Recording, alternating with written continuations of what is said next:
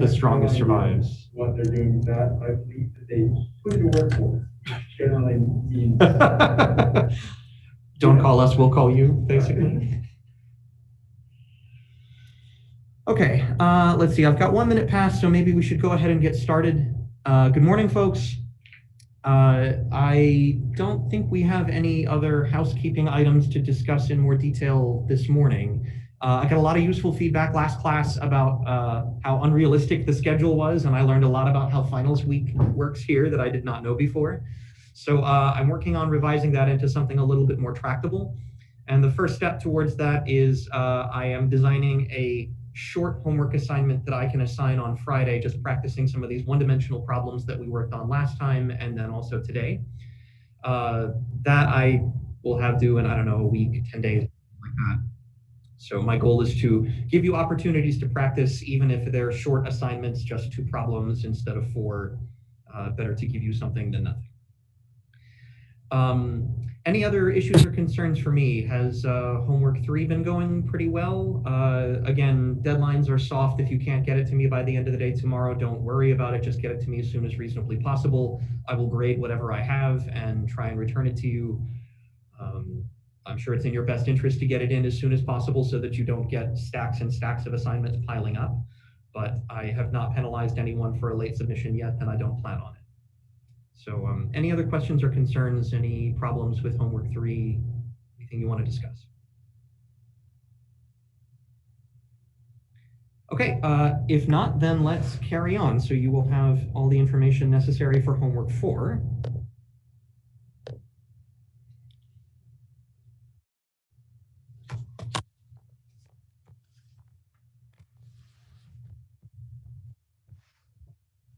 Okay. So previously, we were continuing our discussion of the free particle Hamiltonian and the case of constant potential, which is a slight generalization of it. Free particle Hamiltonian is p squared over 2m. The constant potential case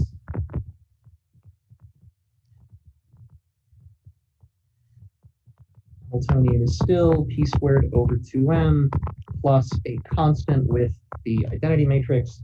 I think my handwriting is even worse today because my hands are so cold. Okay. We also discussed last time the first 2 applications of this simplest of problems. This one was the square well potential.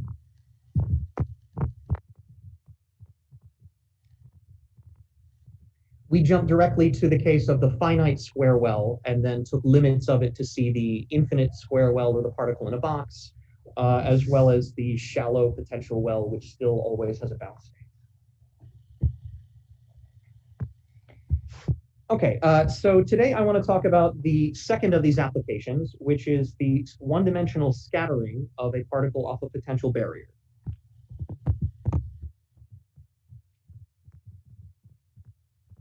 With any luck, we will at least get to the point of beginning in the discussion about the harmonic oscillator.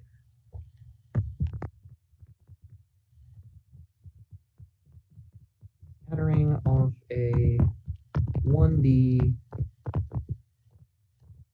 potential barrier.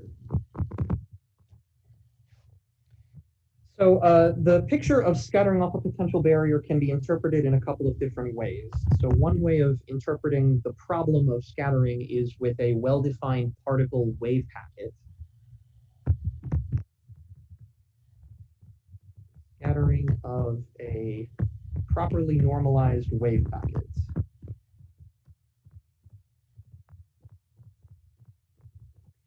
And in this picture, you have a potential which, say, is constant and 0, and then jumps up to some finite value, say, V0.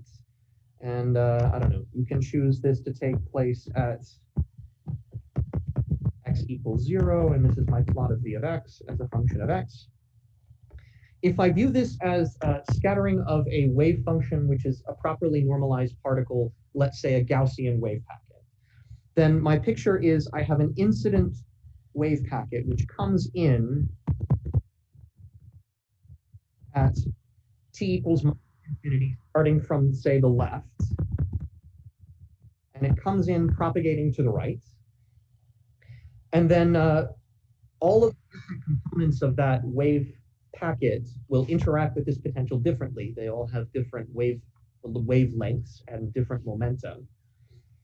And because these two different regions of the potential are constant, right? We have V equals 0 and V equals V naught. We know the eigenstates of these two different regions are all plane wave states. So if you have a wave packet, it is going to force you to describe them in terms of individual plane wave components, sort of the Fourier transform to momentum space of that wave packet. So it's more complicated to set up and solve, but you at least have a well-defined picture of what it means to calculate the reflected part of the wave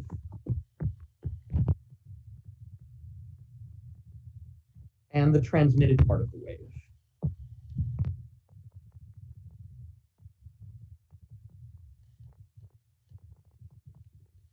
So Shankar does a good job of taking exactly this problem of an initial Gaussian that at early times is far away from your potential barrier off towards x equals minus infinity, and then using the time-dependent Schrodinger equation to evolve that incident wave packet in time, and then see that what is produced is one other Gaussian wave packet which is going forward that passes through the barrier, and another Gaussian wave packet that becomes moving in the opposite direction, and that's the reflected part of the wave packet. So this calculation is rather hard, and it's not particularly illuminating,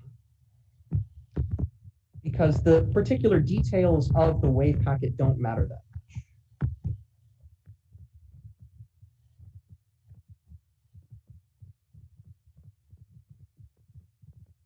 E.g., a Gaussian. They make the calculation much more complicated without really adding much clarity. The calculation, complicated.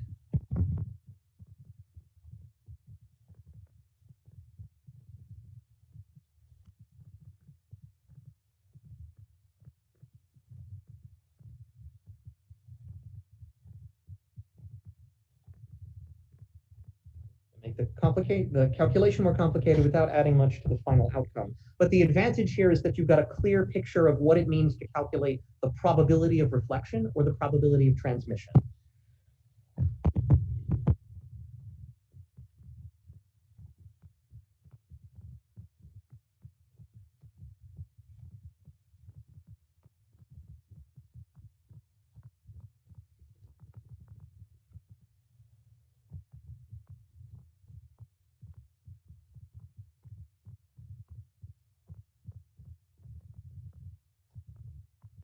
So if your initial wave function psi initial, psi incidence as a function of x, is a properly normalized wave function,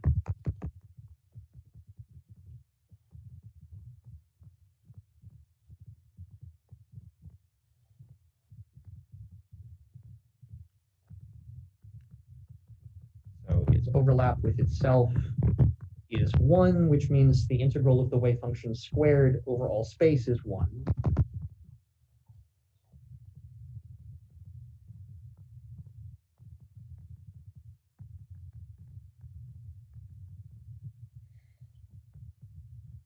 And it's clear from our discussion previously that when you solve the time-dependent Schrodinger equation and you identify the reflected wave packet and the transmitted wave packet, it's just the area under the curve. It's that total probability contained in those wave functions. So in this case, your transmission coefficient is just the projection of your initial state onto the transmitted wave function.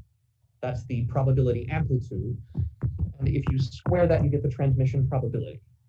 And similarly, your reflection coefficient is the projection of your incident wave function on the reflected wave, magnitude squared.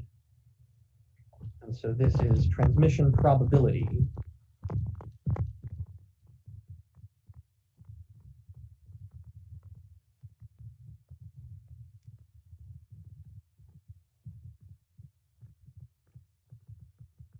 in the same sense that we've discussed before.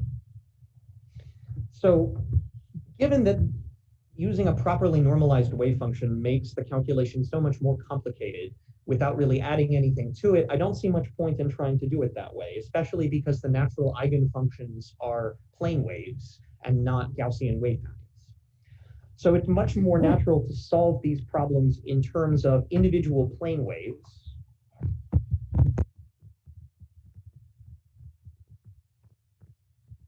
But the problem with that is that they are not properly normalizable. And so we have to have a different definition of what we mean by the reflection and transmission probabilities.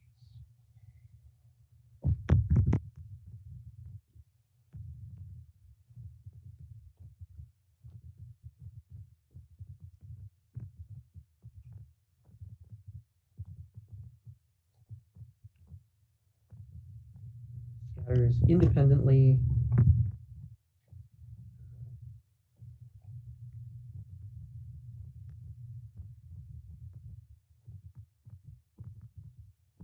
Treat the scattering one mode at a time.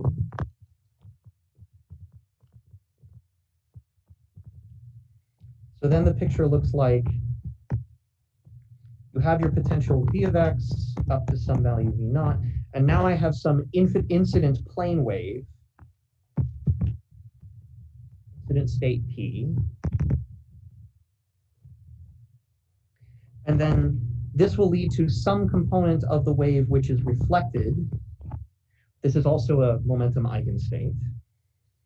And some other momentum which is transmitted.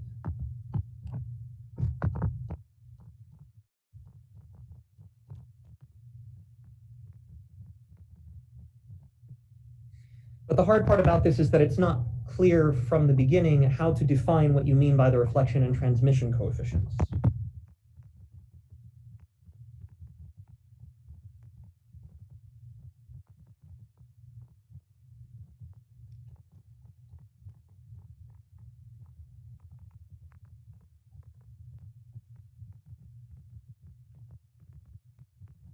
And so the answer is that instead of trying to define an integrated or total probability, it makes much more sense for plane waves that cannot be normalized to describe them as their probability current, the flow of probability through space.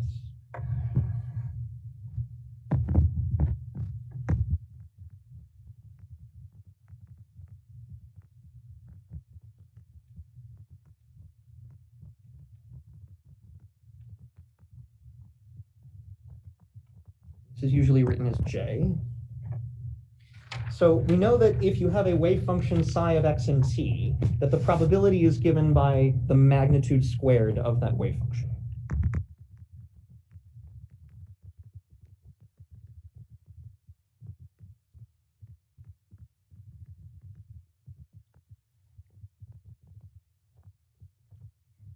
And P of x and t equals magnitude squared of the wave function is the probability density.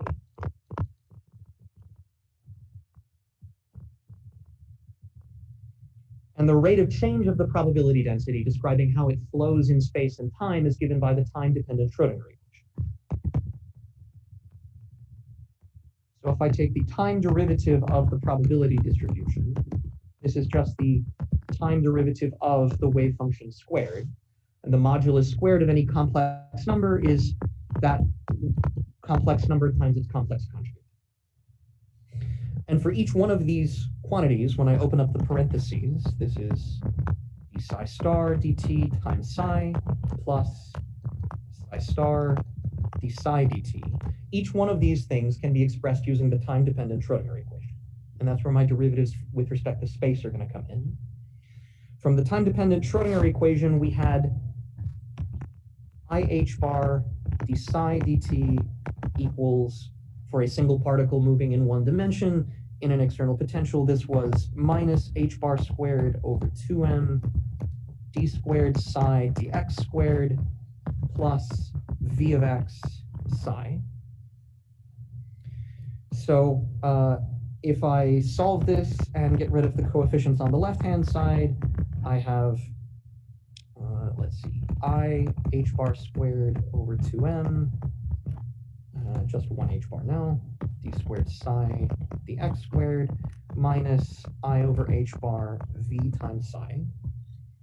And if I take the complex conjugate of this expression, I get d psi star dt equals minus I h bar over 2m d squared psi star dx squared plus I over h bar v psi star. Where here I've used the fact that the potential has to be real in order for the Hamiltonian to be Hermitian. Otherwise, I'd have to put a complex conjugate on the potential here. Okay, so if I plug this back into the rate of change of the probability density, then I get dp dt equals, let's see, from the first set of terms, I have minus I h bar over 2m d squared psi star dx squared times psi plus I over h bar v psi star psi plus I have I h bar over 2m d squared psi dx squared times psi star plus,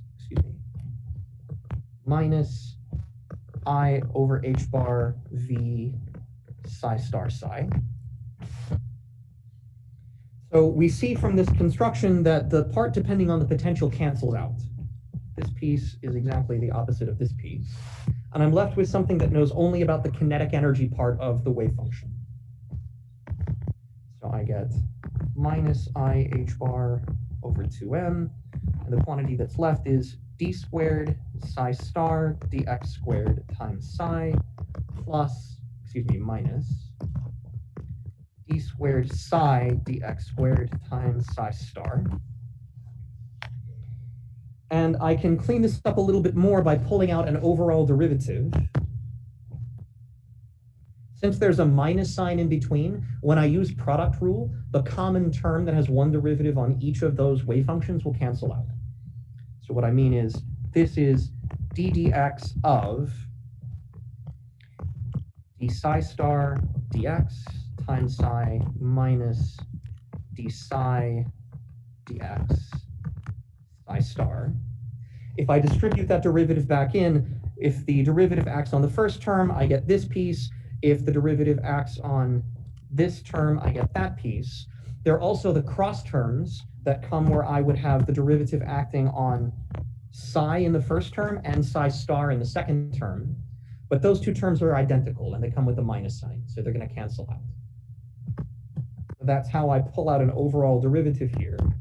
And I get rate of change of the probability density equals, I'm going to pull out another overall minus sign, minus d dx of minus I h bar over 2m.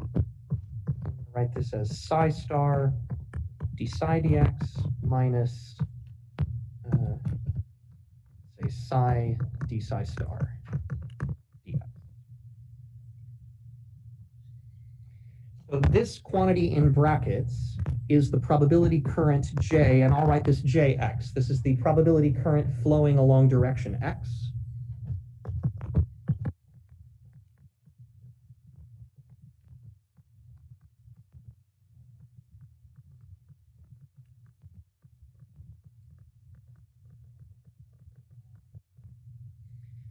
And the reason that I've grouped the terms in this way is because this equation now looks like a one-dimensional version of the continuity equation.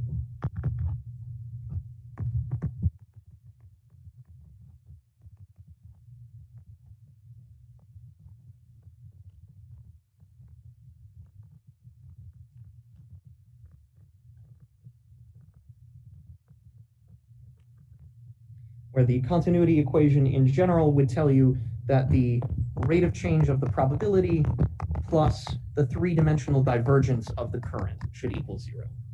So this is just the statement of conservation of probability, that if your probability is increasing at a point, then it must mean that there is probability current flowing in.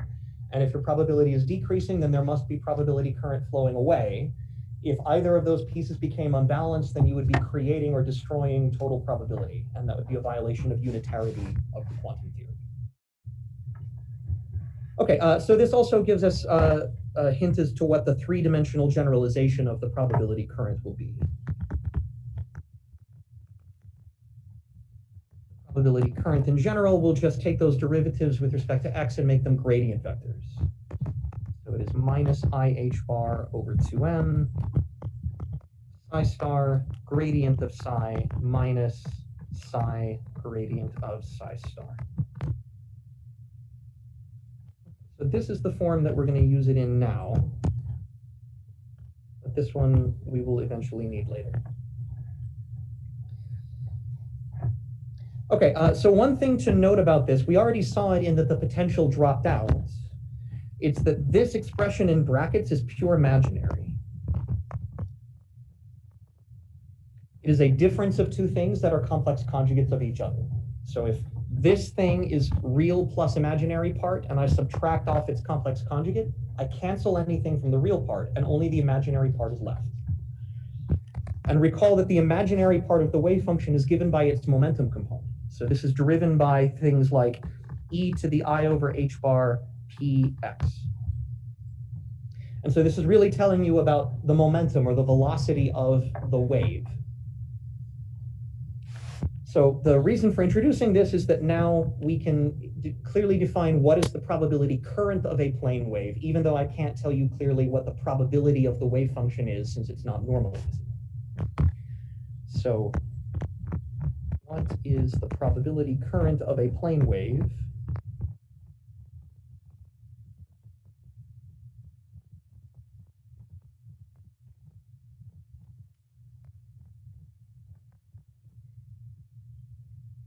So suppose I have psi of x and t is some coefficient. It could depend on time. It doesn't really matter. And it's a plane wave e to the I kx. So if I plug this into my definition, j of x and t is equal to minus I over h bar, minus I h bar over 2m. And so first I need psi star. Psi star is a star e to the minus I kx. Then I need the derivative of psi. So that's going to be I k a e to the I kx minus the other way around. So then I have psi a e to the I kx times the derivative of psi star, which is going to give me minus I k a star e to the minus I kx. And so we see that the expression cleans up quite a lot. I always have e to the I kx, which cancels e to the minus I kx. I have a squared, a modulus squared in both terms. So I'm left with minus IH bar over 2m, modulus of a squared. And the only thing that's left is ik minus negative ik. And so, of course, this gives me 2ik. The I cancels the minus I, and I'm left with h bar k over m times a squared.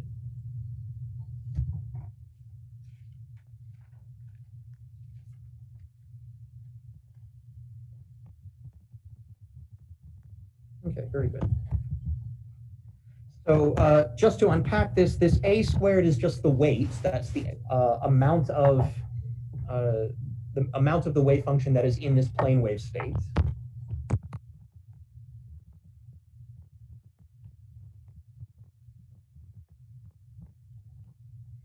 And this factor in front is nothing mysterious. H bar k is the momentum p. This is p over m. And p over m is just the velocity.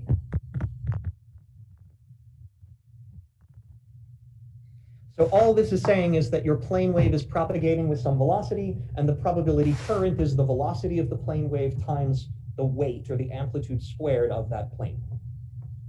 So a plane wave with momentum k is carrying probability current proportional to its velocity.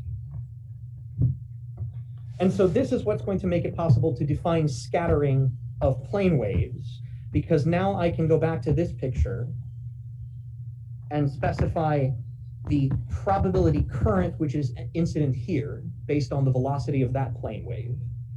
The reflected plane wave is going to be going in the opposite direction, but it's going to have the same speed. That's because they're both in the same region of the potential. If the potential is 0 for the plane wave coming in, it's still 0 for the reflected plane wave going back in the opposite direction. But the transmitted wave is going to be different because it's going to have a different velocity. It slowed down when it made it across the barrier, and that slowing down is going to affect its rate of propagation.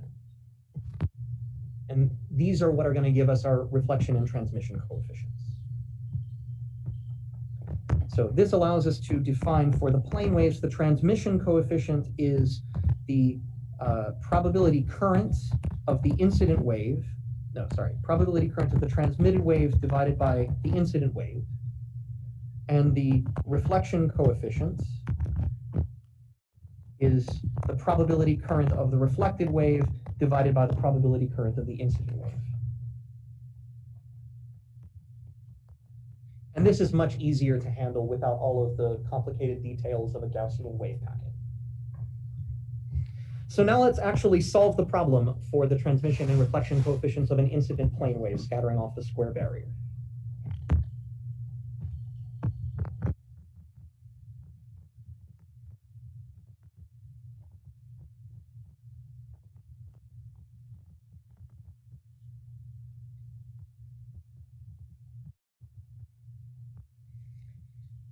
So we will have an incident plane wave coming in with a fixed energy.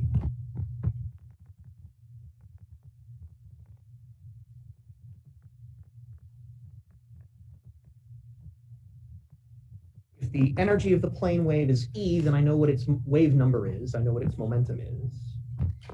That energy is given by h bar squared k squared over 2m. So the wave number is square root 2me over h bar squared. And that means I know what the incident probability current is. Similarly, now I will have a boundary condition associated with that potential. Now, let's say at x equals 0, where it jumps up to a value v naught. And by solving the boundary conditions of the time-independent Schrodinger equation, I will find what the amplitude is of the transmitted wave and the reflected wave. And that will allow us to compute their probability currents. So when we are looking for solutions of the time-independent Schrodinger equation, we're looking for solutions of the form where the left-hand side, x less than 0, contains an incident plane wave, e to the I kx, and a reflected wave, b e to the minus I kx. And on the right-hand side, we have some component which is the transmitted wave, c e to the I, now a different momentum, k2x. So let me call this k1 and k2. This k1 on the left-hand side has the full kinetic energy of the particle. On the right-hand side, it has less kinetic energy because it overcame the barrier. So k1 is square root 2me over h bar squared. K2 is square root 2m e minus v naught over h bar squared. And for the moment, let's assume that the energy is bigger than v naught.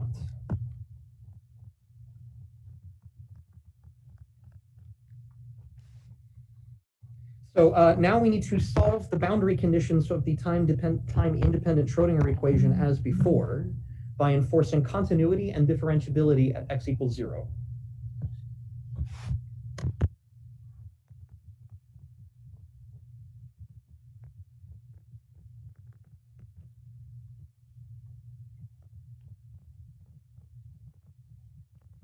Continuity at x equals 0 just gives me a plus b equals c. And differentiability will relate the momenta to each other.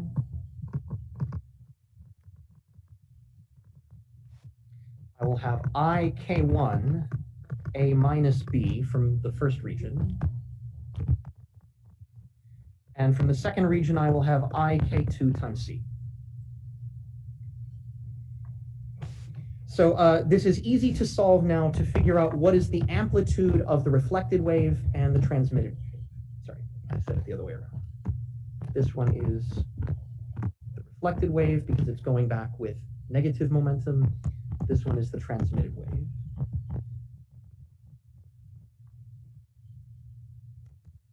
We want to use these equations to solve to find B and C in terms of A. Why? Because this is going to let us determine what the probability currents are. So I know that the probability current of my incident wave is h bar k1 over m. It's momentum times that magnitude A squared, whatever A is. For the reflected wave, I'm going to have J reflected is h bar k2 over m times B squared.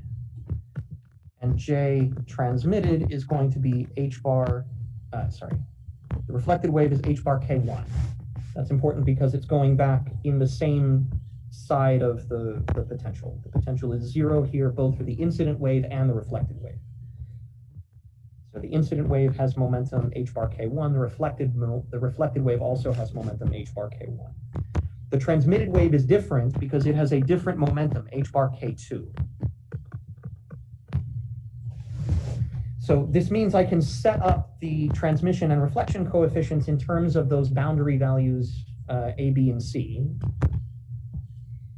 So the reflection coefficient R will be J reflected over J initial. And so clearly in this case, all of the coefficients cancel. H bar K1 over M is the same for both of them. And as soon as I solve to find B squared divided by A squared, I have found the reflection coefficient. That's not so simple for the transmitted coefficient because the transmitted wave has slowed down and its probability current is different. So for the transmitted wave, I will also have K2 over K1, and then the magnitude is C over A squared.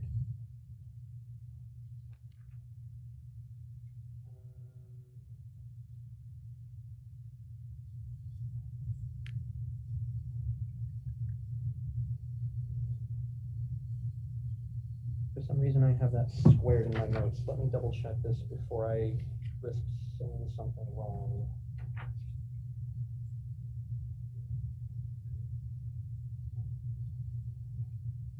No, I think I've got it right as written here. Okay.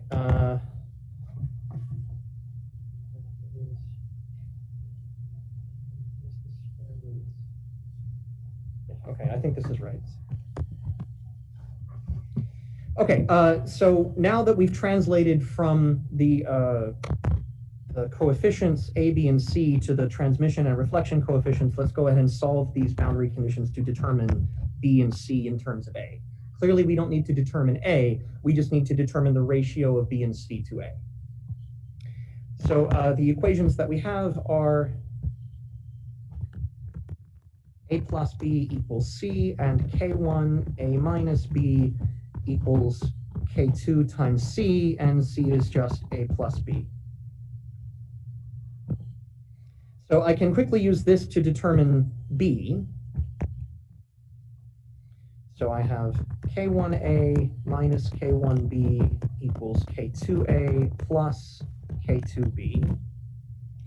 So if I move B to the left-hand side, then I have negative K1 minus K2. And on the right-hand side, I will have A, K2 minus K1. So B over A is equal to negative, let's say K2 minus K1 over negative K1 minus K2. And this is just K1 minus K2 over K1 plus K2.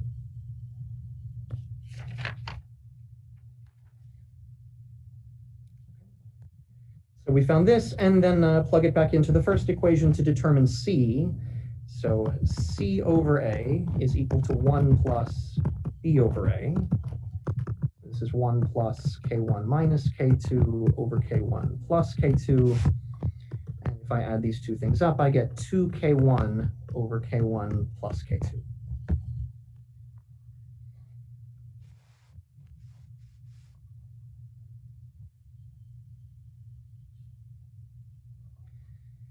So now if we plug it back in for the reflection and transmission coefficients, my reflection coefficient is equal to B over A squared. So this is K1 minus K2 over K1 plus K2 squared.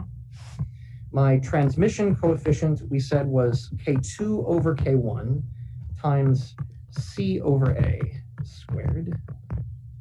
So this is K2 over K1 times 4 K1 squared over K1 plus K2 squared.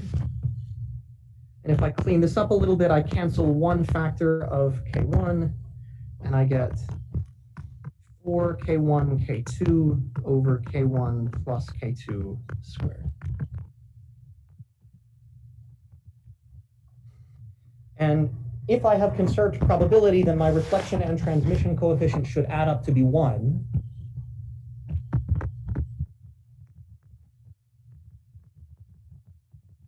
So if I add these two things up, I have K1 minus K2 squared plus 4 K1 K2, all with a common denominator, K1 plus K2 squared.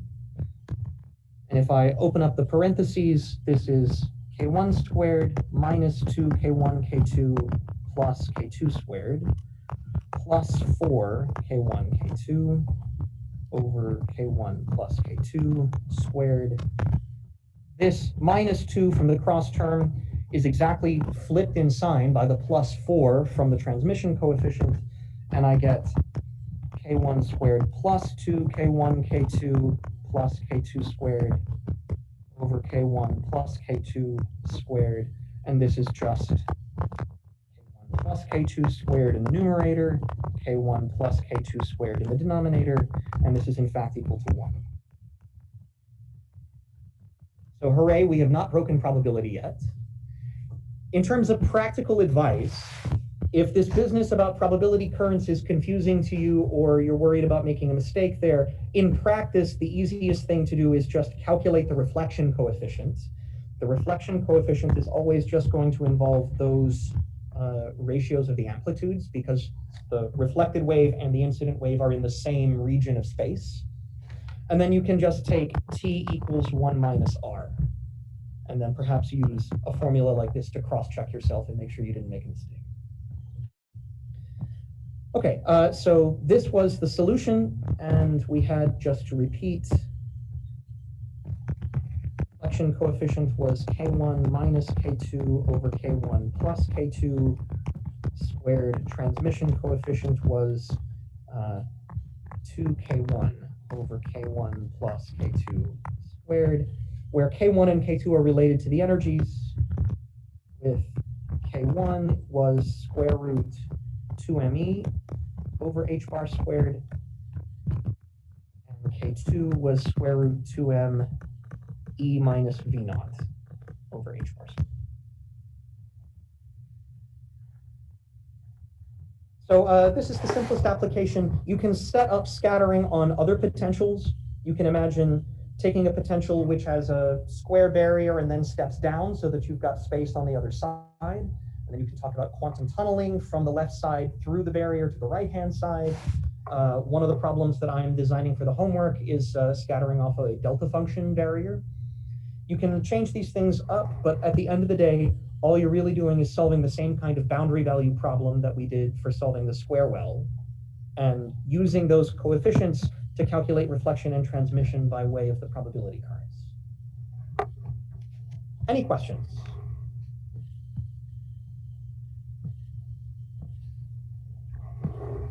Okay. If not, then we finally have a chance to start discussing the harmonic oscillator.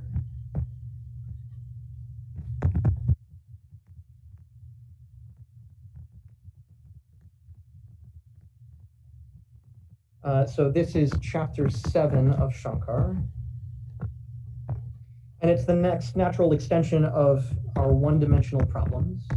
So the harmonic oscillator, of course, is p squared over 2m for the kinetic energy plus 1/2 kx squared. And we already saw that the natural frequency of the harmonic oscillator, natural frequency, was omega equals square root k over m. So in terms of the natural frequency of the oscillator, I can replace the spring constant with m omega squared.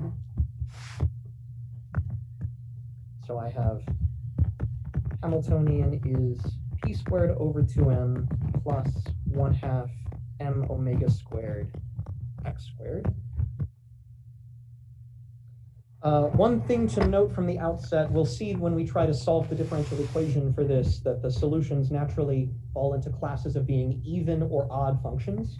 And that's directly related to the fact that the Hamiltonian depends only on the squares of things, and so it possesses discrete parity symmetry.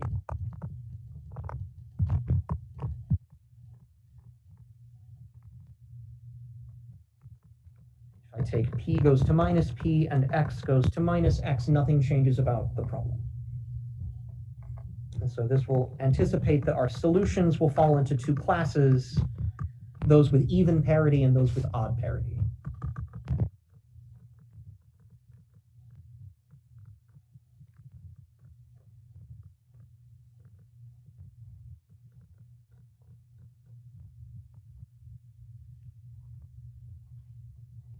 So I need to say a couple of words at the beginning about why the harmonic oscillator is the most important problem in physics.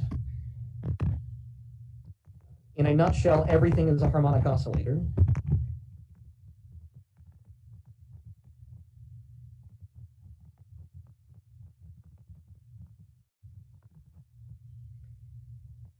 So as I'm sure you have discussed or will shortly in your mechanics class, small oscillations about equilibrium are described as a harmonic oscillator.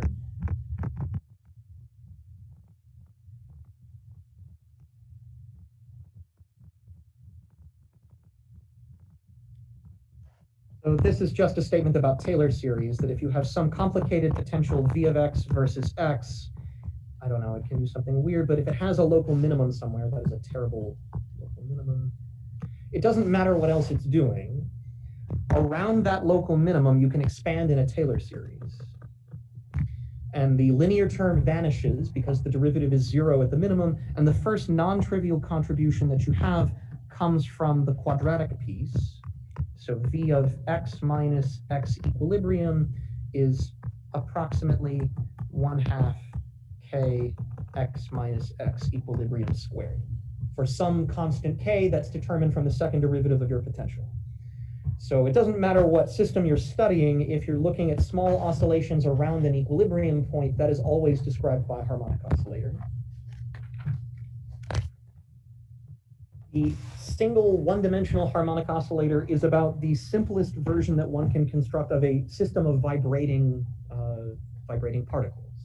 And in a general setup, these are referred to as phonons. These are thermal or sound wave vibrations.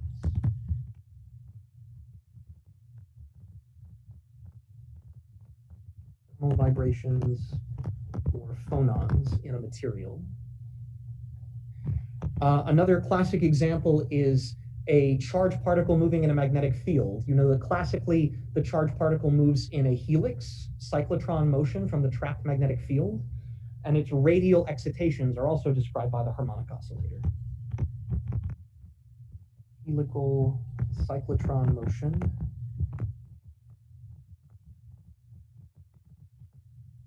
External magnetic field.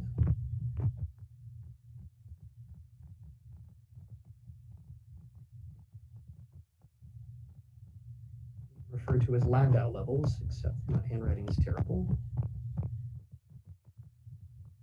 in the quantum mechanical sense. Of course, electromagnetic waves themselves are quantized into photons.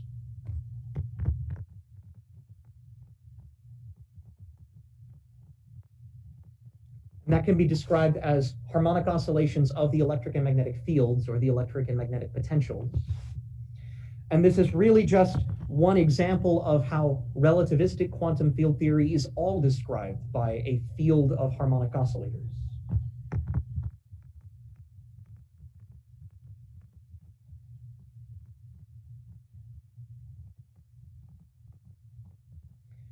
So really everything is a harmonic oscillator, and so the logic that we will build up now from studying the harmonic oscillator in one dimension will be generalized in 1,000 different ways throughout the rest of your physics career. Okay, so how do you solve it? First, we want to find the time-independent states, the bound states of the harmonic oscillator. So we want to solve the time-independent Schrodinger equation H psi equals E psi, where in this case, H is P squared over 2m plus 1/2 m omega squared x squared, acting on state psi, gives me energy times psi. So there are multiple ways to solve this. The one that I'm going to start now is probably the least useful, unfortunately, but it is the most direct and brute force way to approach the problem that you usually see in a first pass. So the first attempt will just be to solve it as a differential equation in coordinate space.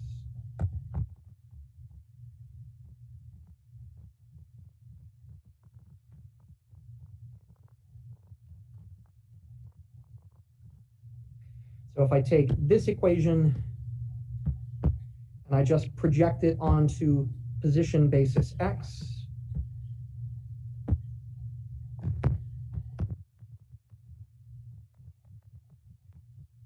then I convert it into the standard differential equation minus h bar squared over 2m d squared psi dx squared plus 1/2 m omega squared x squared, the variable psi of x, equals e psi of x. And you can gather terms on one side, you can move the constants around. So we can convert this to d squared psi dx squared plus 2me over h bar squared minus m squared omega squared over h bar squared x squared, psi of x equals 0. Ta-da, we wrote down a differential equation. Now what do you do with it? Well, to paraphrase my undergraduate quantum mechanics instructor, the thing to say is mathematicians have known the solution to this equation for 200 years.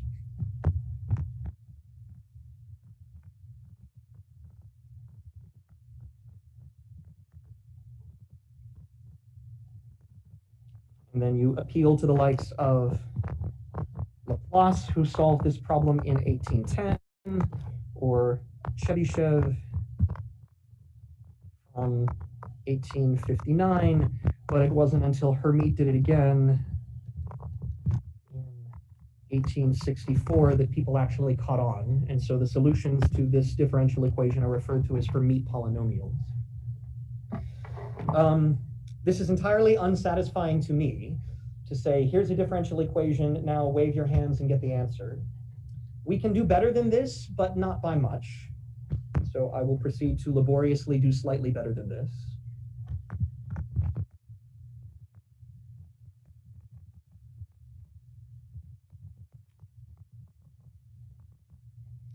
So much of what I'm going to say next is just general tricks and approaches for solving a strange differential equation that you stumbled upon. So the first thing that you want to do for a messy differential equation like this is get rid of the constants. There are lots of dimensionful constants floating around, and so it's better to change to dimensionless variables that will scale most of them out. So if I copy this equation again, so let's look at the units of this problem. So I have psi on the first term and psi on the second term, so I'm not even going to bother thinking about what the units of psi are. That's common to everything. But aside from that, this first term has units of 1 over length squared. 1 over length squared. So that means everything in the parentheses here has overall units of 1 over length squared. And especially given that there's another factor of x squared sitting here, that's telling me that this set of dimensionful constants has overall units of 1 over length to the 4th. So there is a characteristic length scale in the problem.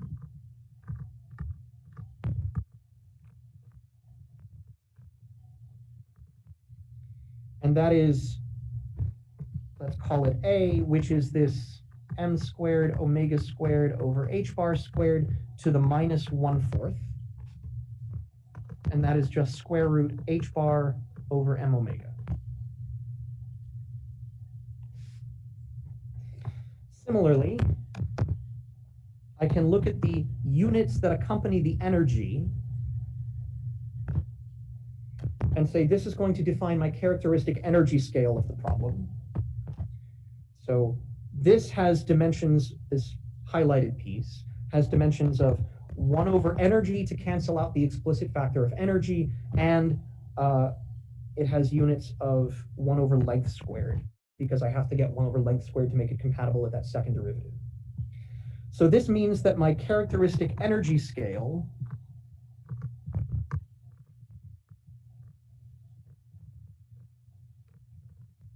is, let me call it B. So this is given by that coefficient to the minus 1, h bar squared over 2m to the, 2m over h bar squared to the minus 1 times a factor of length squared.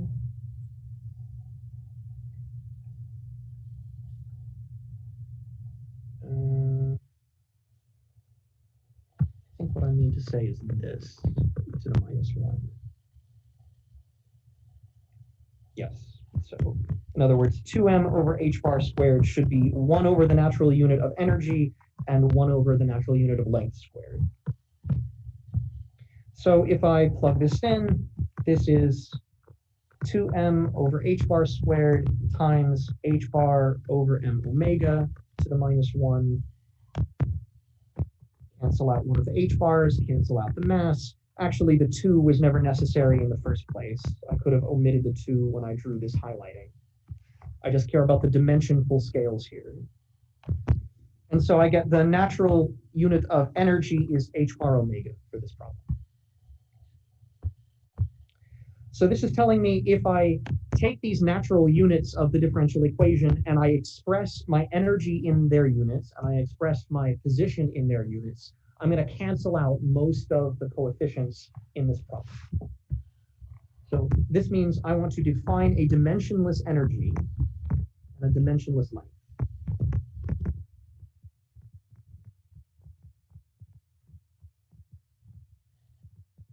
I will call it E tilde is energy in units of h bar omega. And I will define a dimensionless length, x tilde, which is x in units of this variable a, which is equal to square root m omega over h bar times x.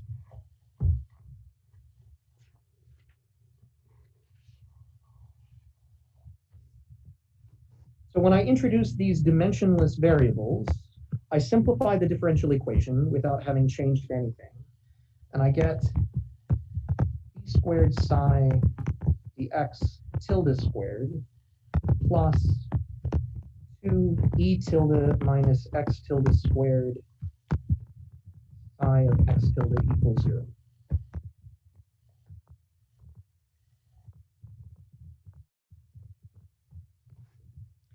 So this hasn't helped the differential equation very much, but it has at least gotten rid of some constants. Now we have to talk about strategies for solving an unfamiliar differential equation. When in doubt, look for simple limits. And when all else fails, try a series.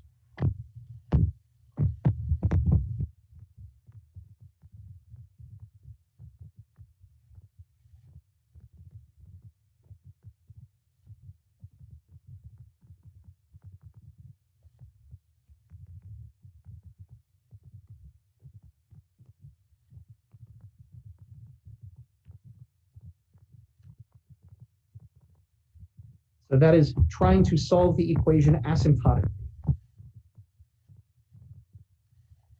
I may not know what the function is doing everywhere, but maybe I can learn something about how it behaves in certain limits. And when all else fails, try a series.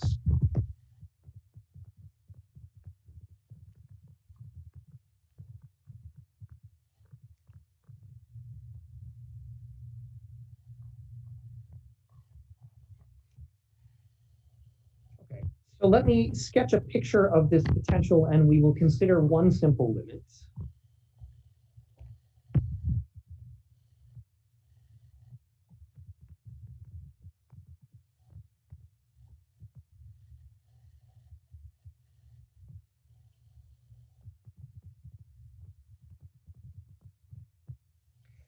So if the energy level of the particle is, say, here, so it's oscillating inside, when it's inside the potential, we know it should have some kind of oscillatory behavior.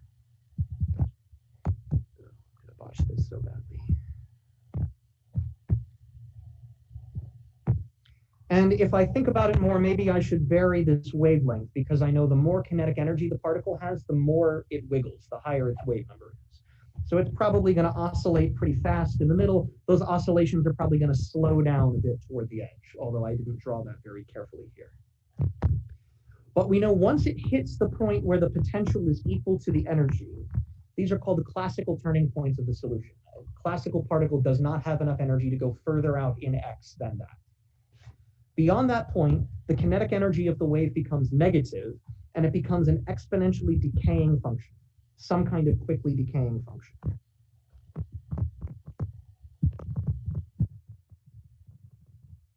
And we saw, at least for the case of a plane wave and a constant potential, that was an exponentially decaying solution. Maybe that is still the case.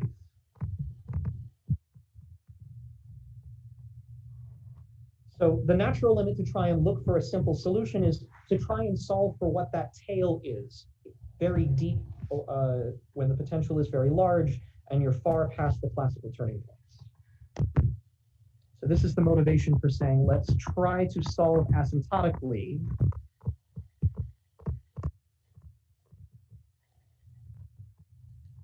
for, let's say, x goes to plus or minus infinity, either way. If I go back to my differential equation, I can see why that's going to simplify the equation itself.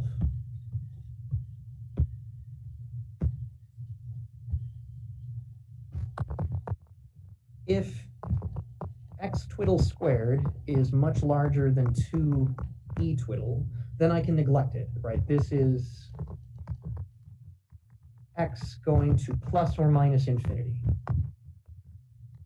So I can simplify the equation by taking a limit where I can get rid of the constant term.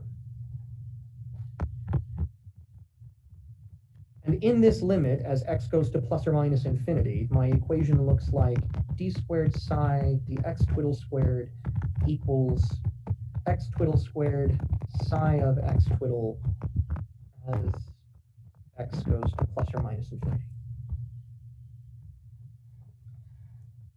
Okay, now maybe you have some tricks up your sleeve for how to solve a differential equation like this.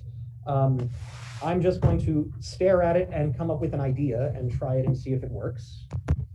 So I see that I need to take two derivatives of psi, and when I take two derivatives of psi, I have to get psi itself back and also a factor of x squared. So I know an exponential will always give itself back when I take derivatives. If I want to, in addition to that, multiply it by a factor of x squared, it seems like a natural choice to try is psi of x goes like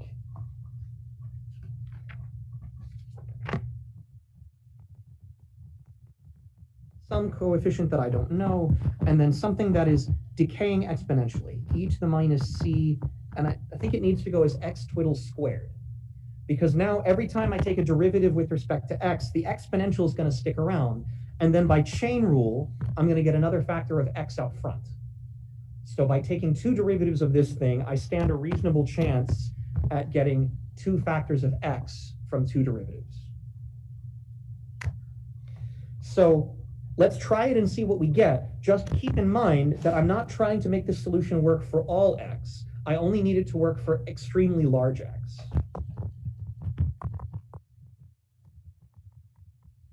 So that's going to make my life a lot simpler when I imagine taking derivatives. This overall coefficient, I have no idea what it is, other than to say it should not overpower the exponential. Something, let's say, sub-exponential. And so what I have in mind is that it's probably some polynomial. It could be some powers of x twiddle, I have no idea, but it should be something small so that at large distances that exponential die-off is the dominant behavior. So with this in mind, let's take a couple of derivatives and see if we can constrain anything about f or c. If I take the first derivative and get psi prime, well, one thing that I can do is I can differentiate f. I would get f prime. If I differentiate the exponential, I'm going to get the exponential back, and then from chain rule, I'm going to get minus 2c x twiddle f, all with the same shared exponential e to the minus c x squared. But since I'm only interested in this in the limit x going to plus or minus infinity, I don't think I care about f prime since x is going to infinity. So within the limit that I'm trying to solve it asymptotically, I'm going to brutally throw away that first term too, and get psi prime is approximately negative 2c x twiddle f e to the minus c x twiddle squared. And then in the same vein, if I take another derivative, I can differentiate the prefactor. I could get minus 2c times f. I could get minus 2c x twiddle f prime.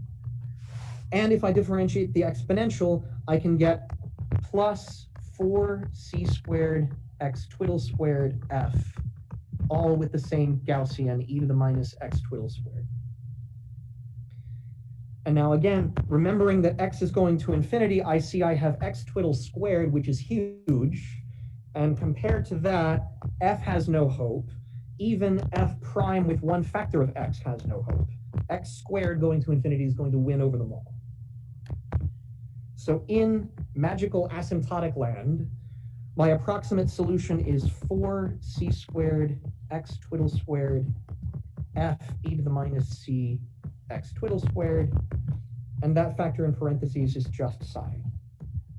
4c squared x twiddle squared psi.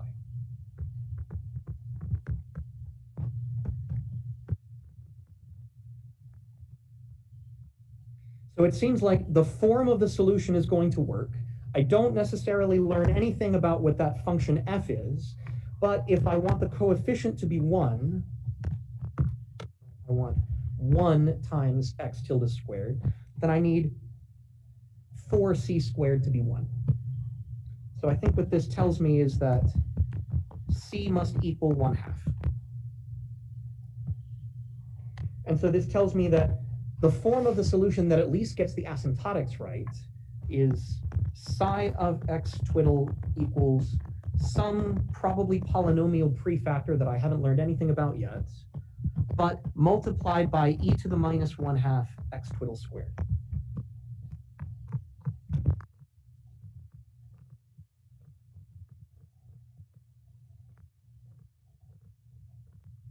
And it's interesting to note that the tail of this decaying wave function out past the classical turning points is Gaussian.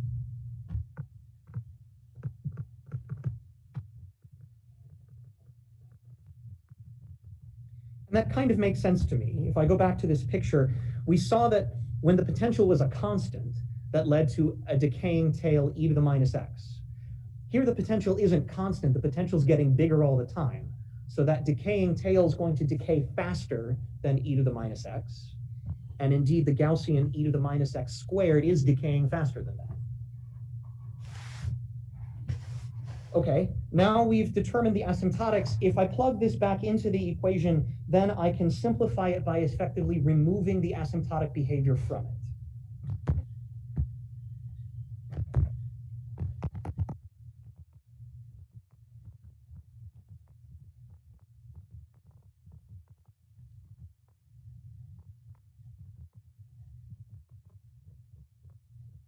Remove the known asymptotic behavior.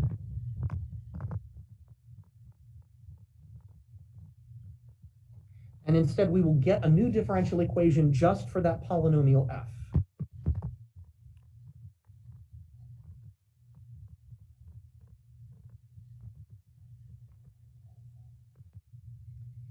In the interest of time, let me mention that another useful limit to examine is the limit when x goes to 0 or when x is very small.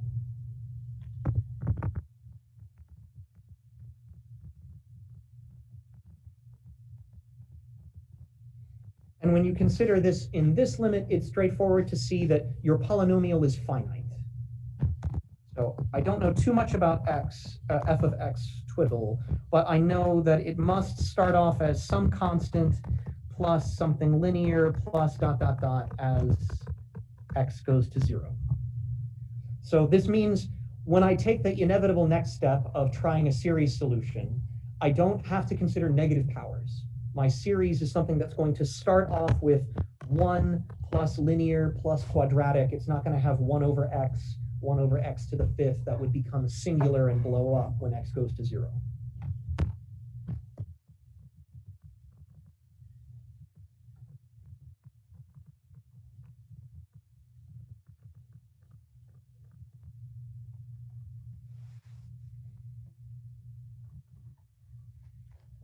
So if I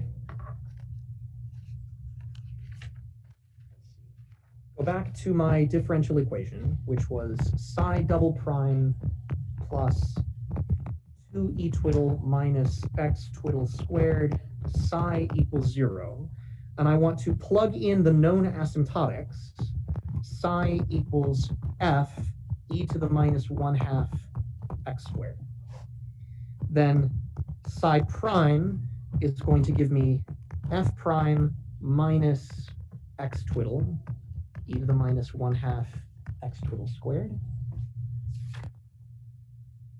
X twiddle f.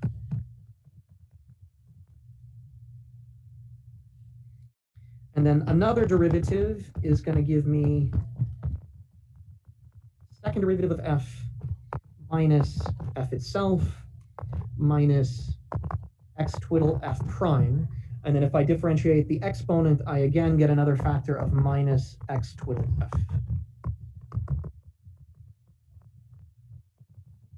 So I have f double prime minus x twiddle f prime minus x twiddle plus 1.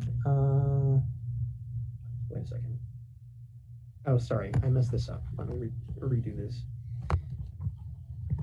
So these first 3 terms are fine. When I differentiate the exponent, I get a factor of minus x twiddle that multiplies everything that came before it. That was my mistake. So I get another minus x twiddle f prime plus x twiddle squared f. That squared was the important part. So I get f double prime minus 2 x twiddle f prime, and then plus x twiddle squared minus 1f e to the minus 1/2 x twiddle squared. So if I plug in both of these statements back into my differential equation, what I get is f double prime minus 2x f prime plus x squared minus 1f plus 2e minus x squared f e to the minus 1/2 x squared equals 0. Oops, and I didn't write the exponential in the first term.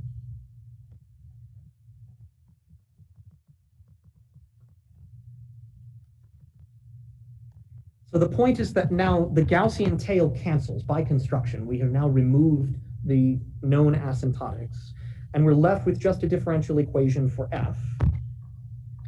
The minus x squared term here exactly cancels the plus x squared term there.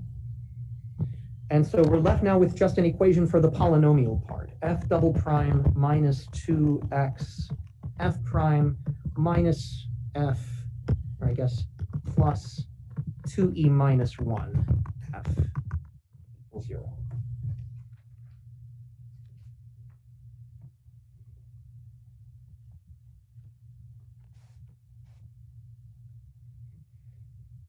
So the strategy of removing the asymptotics is a useful one. At this point, it's just the Hail Mary effort of trying a series solution and seeing if it works.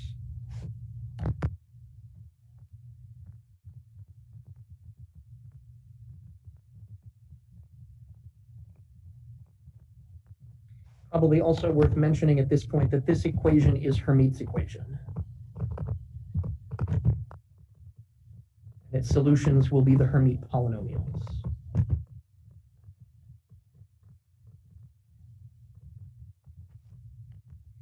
We will find the Hermite polynomials in the most roundabout way possible by finding f of x as a series solution, sum from n equals 0 to infinity, some coefficients Cn x to the n. And I'm using the fact that I know that there are no inverse powers of x, because if there were, then they would have blown up as x goes to 0. And so we know that the series starts off with finite terms only. So if I try to plug in the series solution, now I need to take its various derivatives. F prime will be sum n equals 0 to infinity n Cn x to the n minus 1. And f double prime will be sum n equals 0 to infinity n minus 1 Cn x to the n minus 2. So if we plug this back in, we get sum n equals 0 to infinity n minus 1 Cn x to the n minus 2 minus 2x. F prime was sum from n equals 0 to infinity n Cn x to the n minus 1 plus 2e minus 1 sum n equals 0 to infinity Cn x to the n equal to 0. So this is probably where we're going to have to stop for today, but let me comment on what the goal is. The goal is to gather like terms and use the linear independence of different powers of x. So I see here that I'm going to have x to the n. In the middle term, I have x to the n minus 1, but there's also that factor in front of x. So this term looks like x to the n. This term also looks like x to the n. So it's helpful to group those powers together. So for instance, this is plus sum n equals 0 to infinity 2e minus 1 minus 2n Cn x to the n.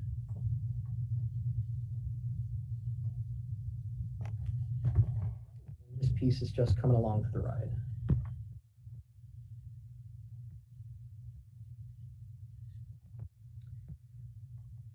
So this piece on the left has a different power. It's x to the n minus 2. But I notice that the first two terms of the series are 0, right? If n is equal to 0, then the coefficient is 0. If n is equal to 1, the coefficient is still 0. So this term actually starts from n equals 2. And so this is something that begins with 1 plus x squared plus dot, dot, dot with some coefficients. So that's the same range as this series, 1 plus x squared plus dot, dot, dot. And that suggests that if I just correctly relabel what my summation index is, I'm going to be able to gather this whole series up and write it as a sum from 0 to infinity, something involving the coefficients x to the n equals 0. Next time we'll work out the details of what this is. But the point is to say each power of x is linearly independent. And if the sum of all of them is 0, then I must conclude that every single one of those somethings in parentheses for any n must be equal to 0.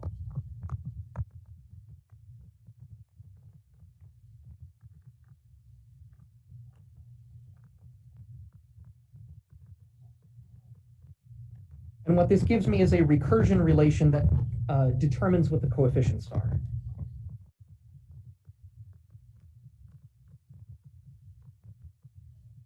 And finding that recursion relation is essentially solving the differential equation, because then you specify what the series is. And specifying the series specifies the function. Okay, this is where we will pick up next time. I think I have made my opinion of this approach clear, that this is not particularly helpful and it's a tremendous amount of work, but it is the standard approach, and you're likely to need something like this for other differential equations in your life that you will encounter. I think we will get much more out of this when we revisit this from an algebraic approach and solve it using creation and annihilation operators next time. Okay, any questions or comments for me? Okay, if not, then thank you very much. I am aiming to put the next homework assignment online tomorrow. And like I said, it will be short, only 2 problems instead of 4.